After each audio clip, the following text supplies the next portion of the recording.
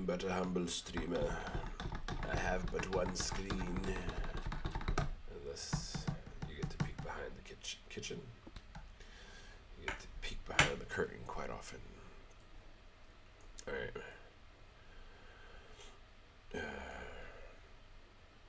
Wait, let me hear. Oh, fuck. Alright. Yeah.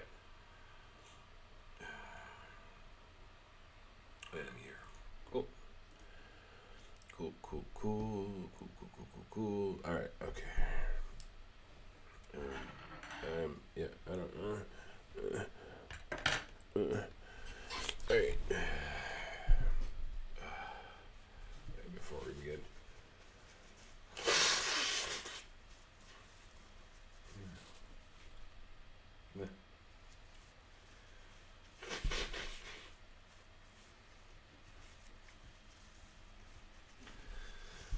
أعوذ بالله من الشيطان الرجيم بسم الله الرحمن الرحيم. Alright, 3, 2, oh shit. Yeah, maybe we should go to the start. Nandi dati bayo guri karamin de buchakchi odote savago. Damn, hit me. Damn. Alright, 3, 2.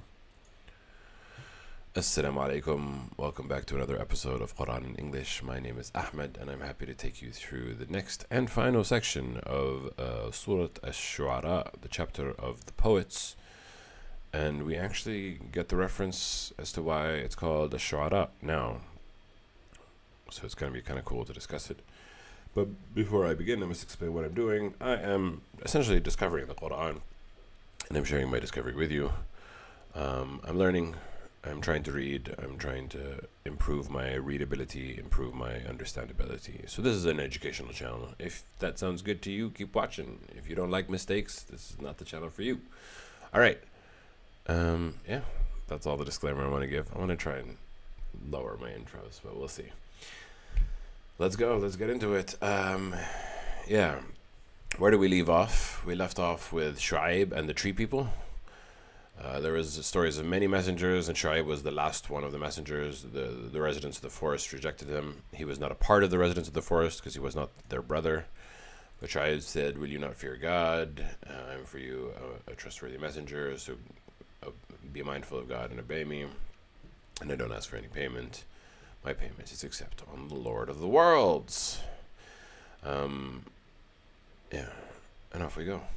أعوذ بالله من الشيطان الرجيم بسم الله الرحمن الرحيم أوفوا الكيل ولا تكونوا من المخسرين. So Shu'aib is saying, give the full measure of what you owe, of like trade, and do not be the ones who cause loss for others. I remember a story being told to me once about how they used to use weighing scales, but they put like a magnet at the bottom of one scale so that it seems like it's heavier or something. So essentially they're trying to trade, but they're trying to trick the other person. Instead of doing a fair trade, they're doing something a bit dodgy. And I noticed as this was being said, I was like, oh, I actually kind of missed the lessons of the Quran. When I first started reading, story time from the Quran was the most interesting for me. And now I kind of want to read the lessons. I kind of want to learn what the Quran has to say. So it's nice that there's a lesson within the story, which there's a lesson within every story, right?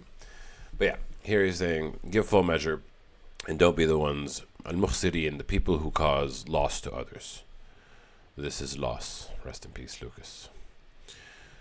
وَزِنُوا بِالْقِسْطَاسِ الْمُسْتَقِيمِ, and measure with the balance, the scale that is even. That is not crooked, not manipulated, not tricked here in any way. وَلَا تَبْخَسُوا النَّاسَ أَشْيَاءَهُمْ وَلَا تَعَثُوا فِي الْأَرْضِ مُفْسِدِينَ, and do not deprive people their things. Don't, if somebody deserves something, give it to them, be fair, and do not spread corruption in the earth. تَعَثُوا فِي الْأَرْضِ مُفْسِدِينَ, don't ruin the earth with corruption. That's kind of the feeling that I get. My Arabic may not be as best as it can be. I don't know if my volume is high enough because I'm also sick today, so my projection's a little bit lower. I'll try and speak louder, and maybe that'll help. وَاتَّقُوا الَّذِي خَلَقَكُمْ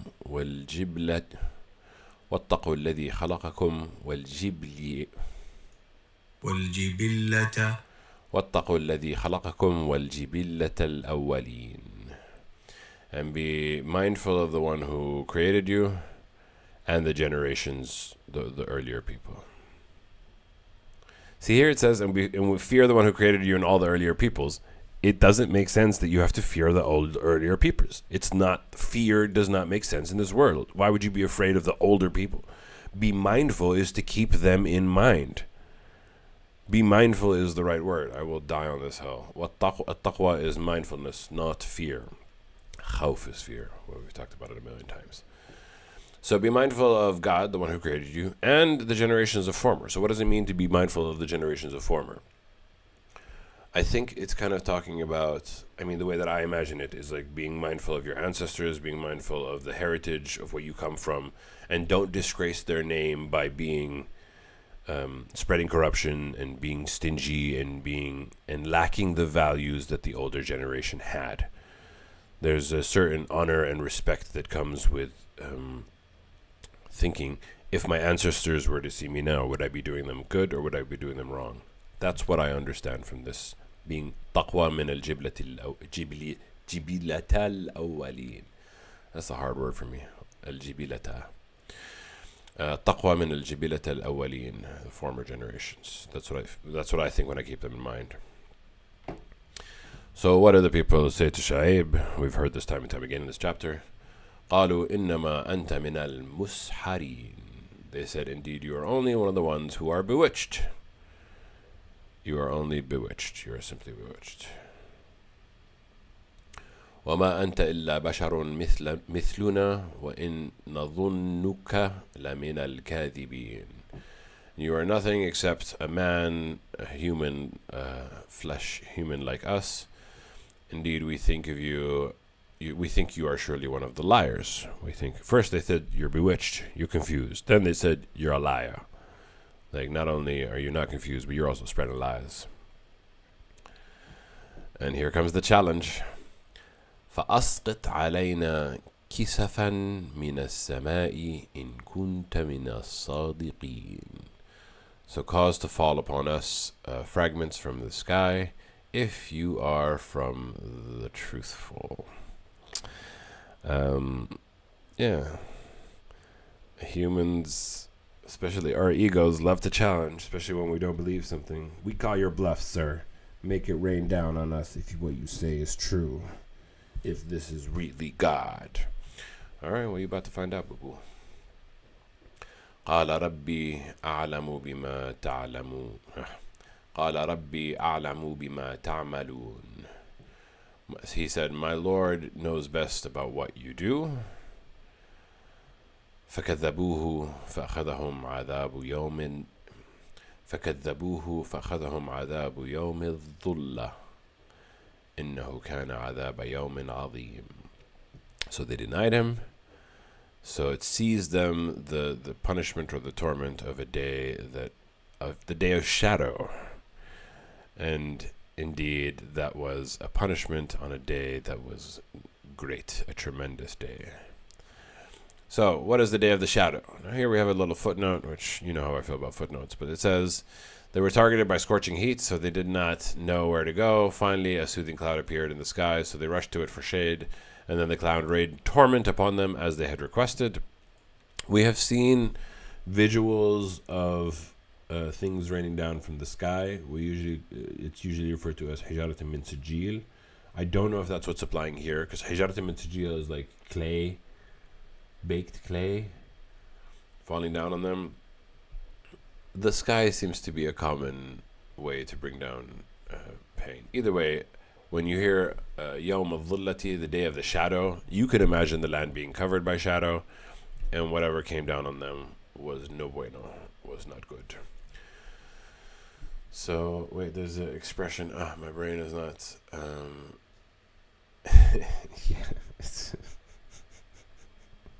It's not a polite expression, and it has an expletive. I'm going to say, I think you can understand what I'm saying, because I'm not going to use the word, but you're going to figure it out. F around and find out. F is the word that I'm not saying. F around and find out. So they effed around and they found out, essentially. إن في ذلك لآية وما كان أكثرهم مؤمنين. أكثرهم إن في ذلك لآية وما كان أكثرهم مؤمنين. Indeed, in that is a sign, but most of them are not believers. We've seen this ayah repeated many times in the Quran, time and time again. وَإِنَّ رَبَّكَ لَهُوَ الْعَزِيزُ الرَّحِيمُ. And indeed, your Lord is the Almighty and All-Merciful. Okay, and now we stop story time, and the Quran now starts addressing the Prophet Muhammad, peace be upon him. At least as we understand. Oh, Shazan. Did it crack? Is it cracked? I don't know.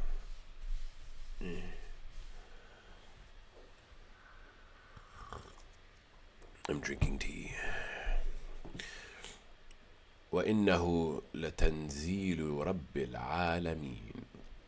And it is a revelation it has been brought down from the Lord of the worlds. So what is it? We'll find out.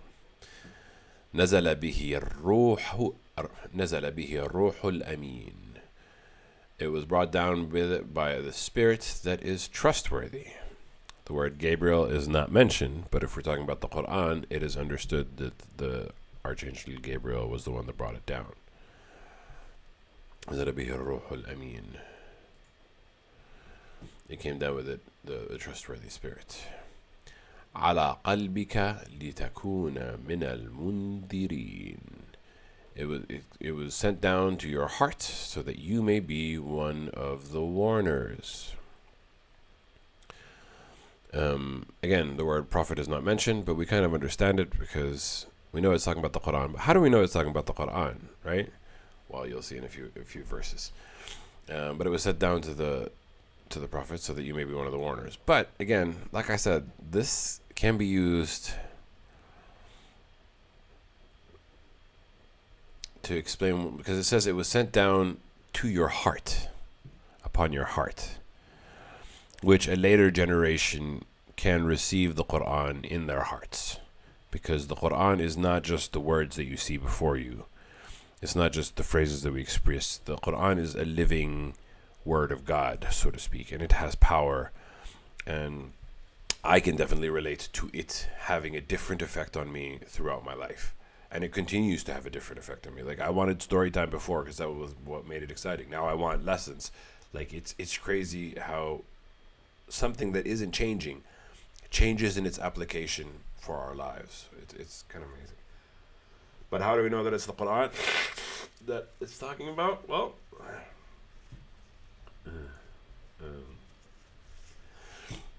بِلِسَانٍ عَرَبِيٍّ مُبِينٍ.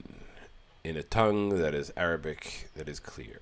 In a clear Arabic tongue. And here we understand that the tongue is synonymous to language. When you say an Arabic tongue, you mean an Arabic language. So what has been revealed and sent down by God that has been sent by a spirit that's in an Arabic tongue? Well, there's only one. وَإِنَّهُ لَفِي زُبُرِ الْأَوَّلِينَ. And indeed, it is in the scriptures of the former people. Now, we've seen the word Zubur from before, Zabur. Zabur usually refers to the David Psalms, but Zubur, it means the plural of scriptures. It's not just the David Psalms, but it's just the Prophet Muhammad was indicated in a lot of the verses in the book. Also, the Messenger Ahmad, but let's not get into that. And it was in the scriptures that they had from before. Had they only not messed with it. Well, speaking of which, أَوَلَمْ يَكُنْ لَهُمْ آيَةً أَنْ يَعْلَمَهُ عُلَمَاءُ بَنِي إِسْرَائِيلَ. Oh, if only it was given to them a sign. If only it was given a sign to them so that they may know it, the scholars of the children of Israel. Let's see this wonderful footnote. Abdullah bin Salam, a Jewish author who accepted Islam during the time of the Prophet. Okay, that's nice, dear.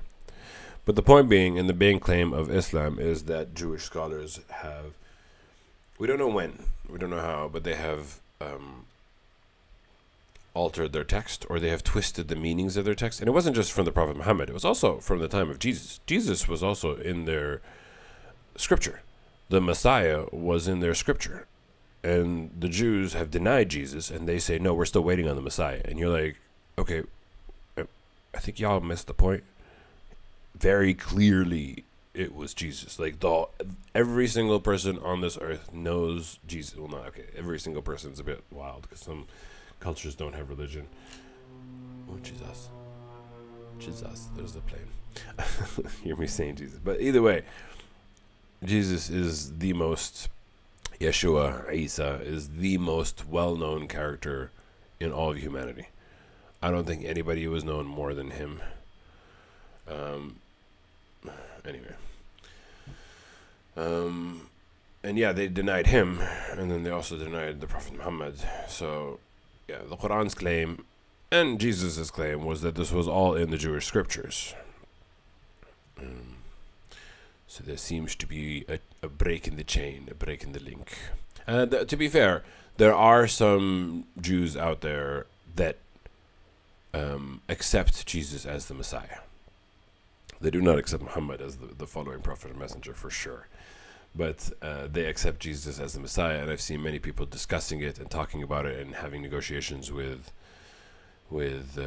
people on the street in Israel. So it's not to say paint all of the Jews with one brush. There are too many Jews to consider them one group. But there are many of their Orthodox Jews that do not accept Jesus as the Messiah, do not accept the Quran as the next revelation, do not accept the Prophet Muhammad. Yeah. Now here an example is given. وَلَوْ نَزَّلْنَاهُ عَلَى بَعْضِ الْأَعْجَمِينَ. And if we had revealed it down to any of the non-Arabs, if we had sent down the Quran to the non-Arabs so that whoever receives it from them starts reciting in Arabic, kind of would have not worked, right? فَقَرَأَهُ عَلَيْهِمْ مَا كَانُوا بِهِ مُؤْمِنِينَ. And whoever we had sent it down to them had read that upon them, they would not have believed in it. The Arabs believed in the Quran because it was revealed in their language. And if anything, that was the forte of the Arabs. The Arabs were most skilled in the Arabic language and poetry. Poetry was the tool of the Arabs, and they spent a lot of money to compete with each other. Who can produce the best poetry, who can produce the best words, who can produce the best verse. So having an entire book of Revelation in perfect poetic form, in like untouchable poetic form, and within the Quran has many challenges telling people, hey, if you can produce something like this, go ahead.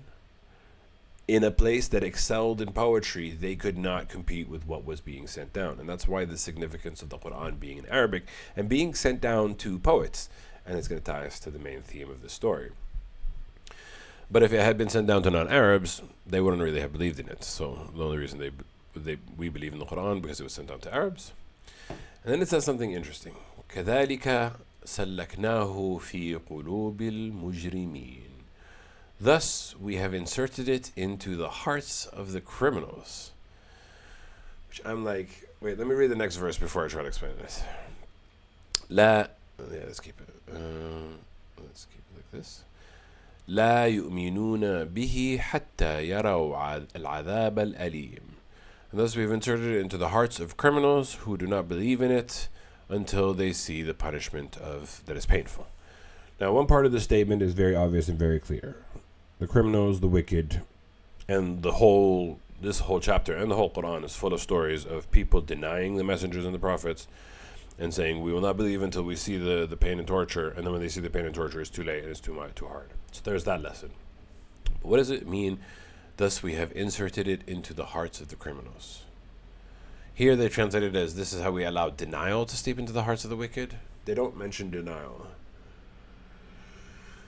I think following the previous verses of how the Quran wasn't sent down to non-Arab speakers. It was sent down to Arab speakers.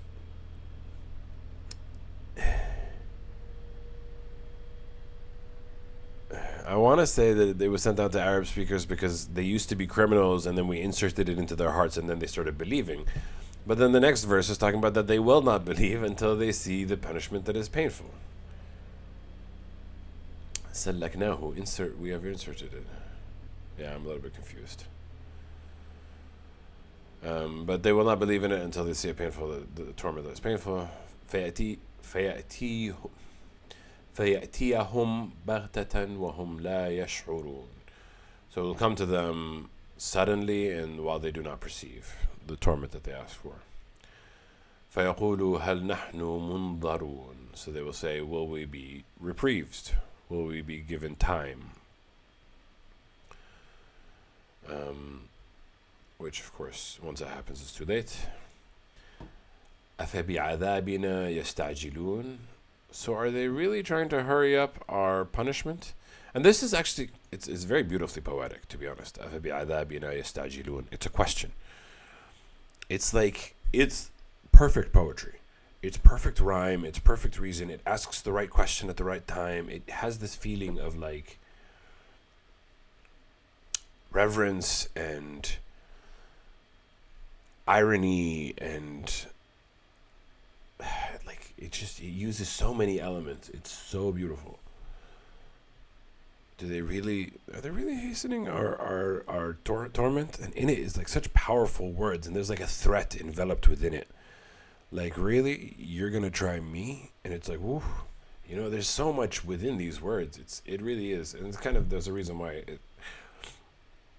I'll talk about the poetry thing in a second. أفرأيت إن متعناهم سنين. Have you seen, if we let them enjoy for a few years, if we give them a bit of life, a bit of enjoyment, a bit of stability, a bit of prosperity, suddenly they go, me so great. I'm living in the best country in the world. Let's make this place great again. I'm not going to name names, but you know what I'm talking about. But it's not just that country. So many countries think that they're the best. So many countries think that, oh, I'm so good because I was given all these things and I'm so special. Yeah. ثم جاءهم ما كانوا يوعدون. And then it comes to them. They were given a few years of enjoyment. Then it comes to them what they were promised. ما أغنى عنهم ما كانوا يمتعون. What they used to enjoy, the prosperity, the strength, the children, the finances, the homes, the crops, did not avail them, did not benefit them once God's punishment and torment came to them. And we were given many examples in this chapter: the people of the rock, the people of the trees, people of Noah, people of Moses. وما أهلكنا من قرية إلا لها منذرون. We have not destroyed any town except that it had a warner. And for me, that's the difference between messenger and prophet. A prophet tells you something that's going to happen in the future. A messenger tells you a warning that's going to happen now. And sometimes you have both. Sometimes some messengers are prophets and some prophets are messengers, but some prophets are not messengers and some messengers are not prophets. So I think messengers usually deliver a warning, and a messenger comes before destruction. ذكرى وما كنا ظالمين. Also as a reminder, and we were not unjust. Every people will be given a chance to believe and to accept before pain and torment comes down. وما تنزلت به الشياطين. And it was not brought down by the devils. It was not again, the Quran is to be understood, but it is not specifically mentioning it, but it's understood that the devils did not bring the Quran down. Sorry, I'm sick, so. وَمَا يَنْبَغِي لَهُمْ وَمَا يَسْتَطِيعُونَ. And bringing it down it's not for them to do. It's not, suits is kind of the right way. Not for them. I like it. It's more important. Like, it's kind of like they can't. It's not their style. It's not what suits them. It's not what works for them. Like, it's not appropriate. It's hard to describe. ينبغي. Oh, and then it says وَمَا يَسْتَطِيعُونَ, and it is not possible, nor are they able for them, nor is it able for them to bring down the Quran. إِنَّهُمْ عَنِ السَّمْعِ لَمَعْزُولُونَ. Now, I don't like this translation, but I'll explain it first. Indeed, they are from hearing banished. Yeah. Here they're saying, for they are strictly barred from even overhearing it. Wrong, incorrect. I think the jinn can hear it. I think the devils can hear the Quran, and I do think it has an effect on them. It's pretty bad. Here, what it's referring to is, the footnote is correct, the devils can no longer eavesdrop on heaven. From Surat al-Jinn. We haven't got to Surat al-Jinn, chapter 72, but I have read it because I was interested in jinn. And we will cover it. But essentially, jinn are there was a time where jinn had access to heaven, and they would share communication with earth. They would spread news about the future. They would spread news about disasters that were coming. They would share some knowledge, some highlights from heaven. And then at some point, they were banned. I feel like when Iblis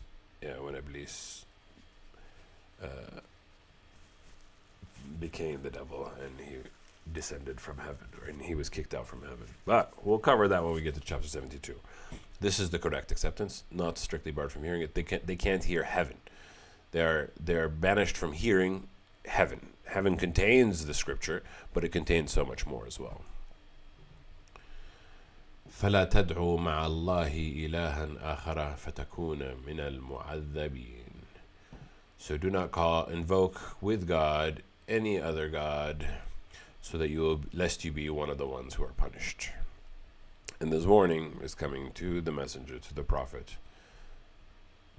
Not even you are exempt from suffering punishment of sin. وَأَنذِرْ عَشِيرَتَكَ الْأَقْرَبِينَ, and warn your kindred that is closest, your tribe that is closest, your closest relatives. وَاخْفِضْ جَنَاحَكَ لِمَنِ اتَّبَعَكَ مِنَ الْمُؤْمِنِينَ, and lower your wing, which is an expression as to be gracious. So that's why they translate it here, to be gracious, be kind, take care of them. You know what I mean? وَاخْفِضْ جَنَاحَكَ لِمَنِ اتَّبَعَكَ مِنَ الْمُؤْمِنِينَ, to those who follow you from the believers. Be kind to the believers, be gracious to the believers. فَإِنْ عَصَوْكَ فَقُلْ إِنِّي بَرِيءٌ مِّمَّا تَعْمَلُونَ. So if they disobey you, then say, I am innocent of what you do. That's all you have to do. Because people do what they're supposed to do. I'm very confused. All you have to say is, I'm innocent of what you do. Your situation is yours. Because free will exists. You can't force anybody to do anything. And the Prophet knew that. But a lot of Muslim societies today don't. وَتَوَكَّلْ عَلَى الْعَزِيزِ الرَّحِيمِ, and put your trust on the Almighty and All-Merciful. And it was mentioned many times over and over again, you don't have to worry about punishing the bad or converting the good. You just have to trust God. God is doing all the work. You just have to do your bit and defeat your own sin. الَّذِي يَرَاكَ حِينَ تَقُومُ, the one who sees you when you rise.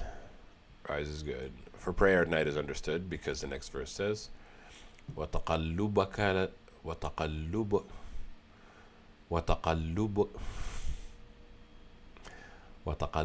فِي السَّاجِدِينَ,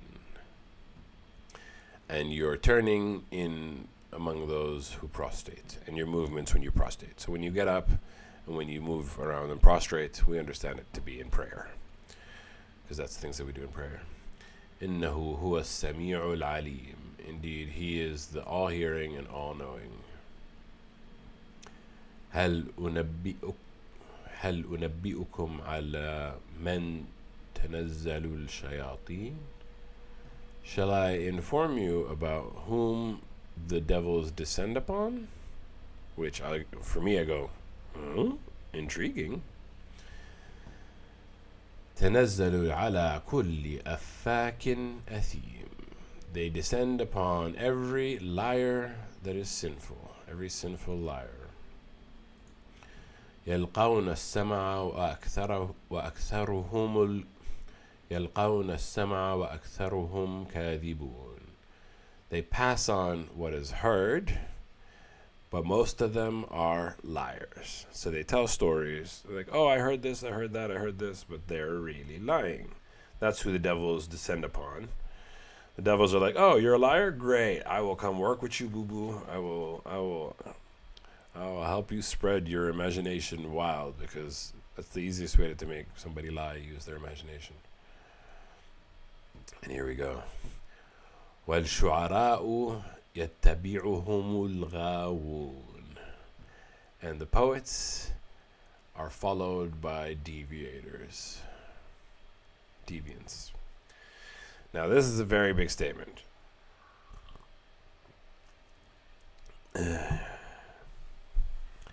Does this mean that all poets are bad?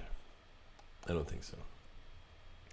I think this is talking about the poets that are spreading falsehoods, the poets that are spreading idle talk, the poets that are using their words to attract attention rather than speak truth to power, and the deviants that follow them. أَلَمْ تَرَ أَنَّهُمْ فِي كُلِّ وَادٍ يَهِيمُونَ. Do you not see that they are in every valley roaming? The way that I understood this phrase is different than what was written in the English in front of us. Is that the poets, these specific poets, are writing songs about sadness, about jealousy, about anger, about like the low parts of the human experience. And they're kind of, no, let's not do that. Let's see what the explanation is. Do not see how they rant in every field, roam aimlessly in every valley. I think it's a metaphorical valley. I don't think it's a literal valley. I think it's a mental constructs valley. That's why I said like sadness, anger, pain. وَأَنَّهُمْ يَقُولُونَ مَا لَا يَفْعَلُونَ. And these poets say what they do not do. And this is a very interesting way to distinguish the good poets from the bad poets. There are some that use language to exaggerate, use language to create hyperbole in a way that they don't exactly accept. They might like sing about being honest and true, but then they don't act as honest and true. And there has to be an alignment between what you express and what you believe and what you do. And here it's talking specifically about the poets that just use their words of grandeur. The word is bombastic, when they use big language to overinflate what they do. And those are the types of poets that this is trying to refer to. And again, so we have the comparison, Quran versus that type of poetry. The Quran speaks nothing but truth. That's its claim. Nothing exaggerated, not an inch. And then from the poets, إِلَّا الَّذِينَ آمَنُوا وَعَمِلُوا الصَّالِحَاتِ وَذَكَرُوا اللَّهَ كَثِيرًا وَانْتَصَرُوا مِنْ بَعْدِ مَا ظُلِمُوا وَسَيَعْلَمُ الَّذِينَ ظَلَمُوا أَيَّ مُنْقَلَبٍ يَنْقَلِبُونَ. From those poets, except those who believe and do good deeds and remember God much, and they are victorious from after they were wronged. And those that wronged them will know to what return they will return. So, except those who believe, again, and I think this is from the poets, except those who believe and do good and remember God often, and poetically avenge the believers. So it doesn't say the word poetically, but it is understood that this is all part of one thought, one idea. And avenge after being wrongfully slandered. And this is where you kind of speak truth to power when it comes to art. Art can be used to reflect critical views of where you see corruption, of where you see things that are going wrong. And there are certain countries, quite a few, that ban any form of critique to their own countries. So if you post any sort of art piece that is critical of what they're doing, they consider you an enemy. They will imprison you. They will kick you out of their country. And that, I believe, is wrong and weak. And they will get what they deserve. But that's just a little bit of a tangent for me. So there is a good form of poetry and there's a bad form of poetry. Good poets and bad poets. Good poets are the ones that are victorious after they've been wronged, and those who wrong will know to what return they will return. The threat is in the Quran. I don't have to give the threat. That's it. That's the one. That's Surah Al-Shu'ara. Oh, Surah Al-Naml is next, chapter of the ant, or the ants, because it's plural. I'm very excited to read it, because I think it's about Sayyidina Sulaiman, Solomon, King Solomon of the Jews. A great man, a fantastic man. But yeah, thank you all for watching me for another episode of Quran English. My name's Ahmed. I appreciate you. I love you. As usual, always end with Sadaqallah al-Ali al-Azim. I love you. Get out of here. See you when I see you next. Bye.